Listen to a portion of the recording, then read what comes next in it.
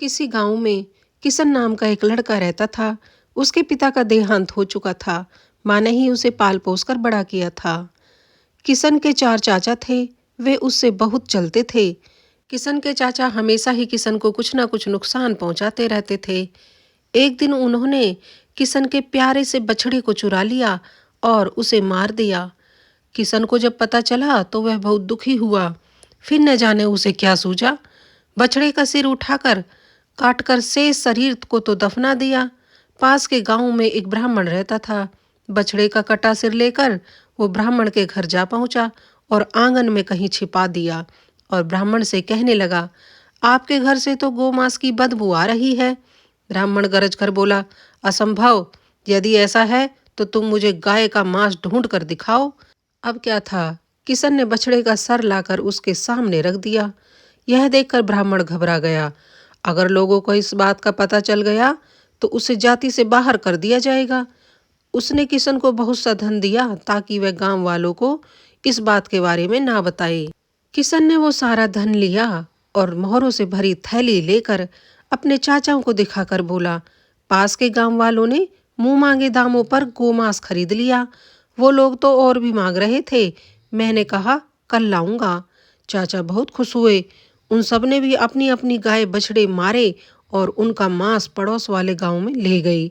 गांव वालों ने जब उन्हें गोमांस के साथ देखा तो उन्होंने उनकी जमकर पिटाई की और गांव से खदेड़ दिया। बौखलाए हुए चाचाओं ने किशन के घर में आग लगा दी। दोनों माँ बेटे बेघर हो गए। बेचारी माँ के आंसू देखकर किशन तिलमिला उठा। उसने राख इकट्ठी की और एक दूसरे गांव में जा पहुंचा। यह गांव पहले वाले गांव से थोड़ी दूरी पर था।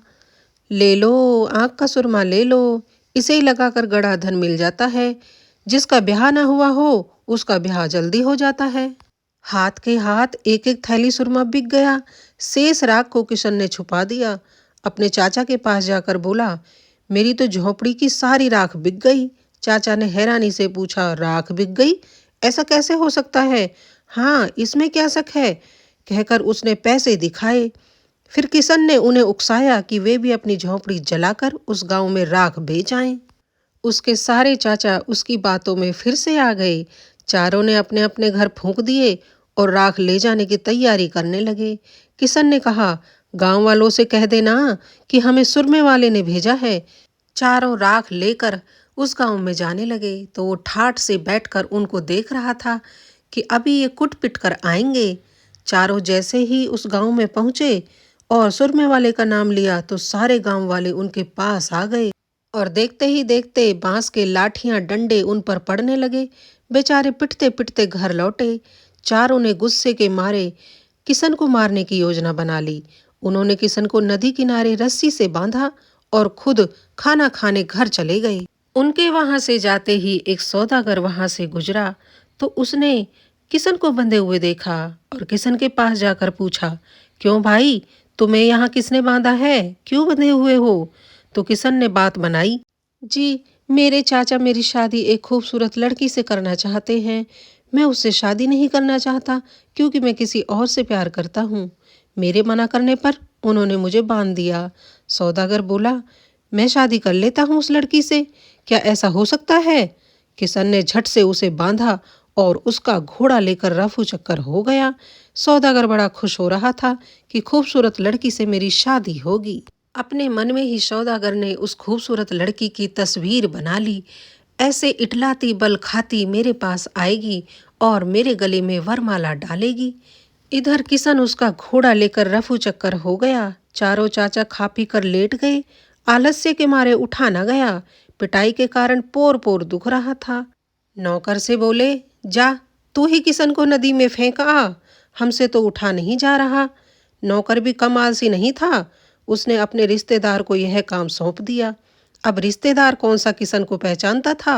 रिश्तेदार ने सौदागर को ही किशन समझकर नदी में फेंक दिया। बेचारा सौदागर चिल्लाता रह गया।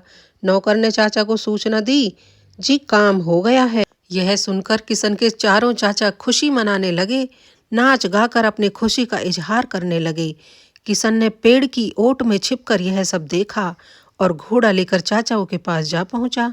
सबको प्रणाम कर बोला, नौकर ने गहरा धक्का नहीं दिया। इसलिए केवल घोड़ा ही मिला। यदि गहरा डूबता तो शायद बैल, गाय, हाथी भी लेकर आता। चारों चाचा सख्ते में आ गए। उसकी बात समझ में नहीं आ रही थी। उन्होंने किशन से पूछा, क्या कह रहे हो? तो किशन ने उनको बोला, पानी में जितना गहरा उतरो उतने ही जानवर मिल रहे थे। अब तो उसके चाचाओं को लालच आ गया। उन्होंने किशन को पुचकार कर पूछा, क्या सचमुच नदी में पशु मिल रहे हैं? हाँ हाँ, आप लोग भी ले आओ, किशन ने कहा। चारों चाचा आलस छोड़कर नदी की तरफ लपके। उन्होंने अपने नौकर को भी साथ ले लिया और नौकर से कहा, जरा जोर का धक्का देना, हमें बहुत सारे जानवर लेकर आने हैं। गाय, भैंस, बछड़े, सारे जानवर हमें चाहिए। सो जरा गहरे में धक्का देना। नौकर ने चारों चाचाओं को पानी में धक्का दे दिया। अब किशन को भी अपने ईर्ष्यालु चाचाओं से हमेशा के लिए छुटकारा मिल गया और किशन अपनी माँ के साथ सुखपूर्वक रहने लगा। दोस्तों, हमारी कहानी अगर आपको पसंद आई हो तो एक लाइक कर देना। चैनल पर पहली बार आए हैं तो चैनल को सब्सक्राइब कर लेना। हमारी कहानी आपको कैसी लगती है कृपया हमें कमेंट बॉक्स में ज़रूर बताएं। राधे राधे।